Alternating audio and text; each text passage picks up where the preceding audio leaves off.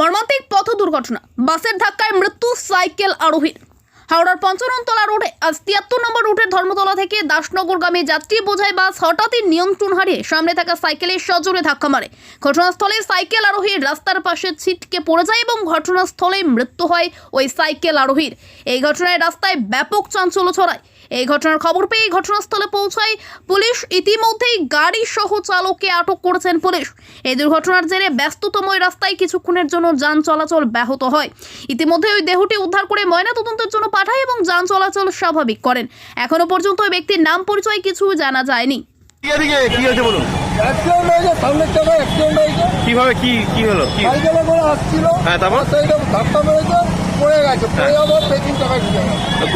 কখন হয়েছে? এই 10 মিনিট হয়। আচ্ছা আচ্ছা আচ্ছা, মানে 10 মিনিট হয়। বাস ড্রাইভার বড় গাড়ি চালাচ্ছে, বেপরোয়া গাড়ি চালাচ্ছে। তাকে দাঁড় করানো বলা হয়েছে। বেপরোয়াভাবে চালাবাতে একটা মানুষের জীবন গেল। আপনার নাম? আমার নাম সুব্রত দাস, আপনি স্থানীয় বাসিন্দা? স্থানীয় বাসিন্দা। তোমার গাড়িতে হয়েছে? তোমার গাড়িতে হয়েছে? গাড়ি ওভারটেক করছিল নাকি? গাড়ি ওভারটেক করছিল নাকি? তাহলে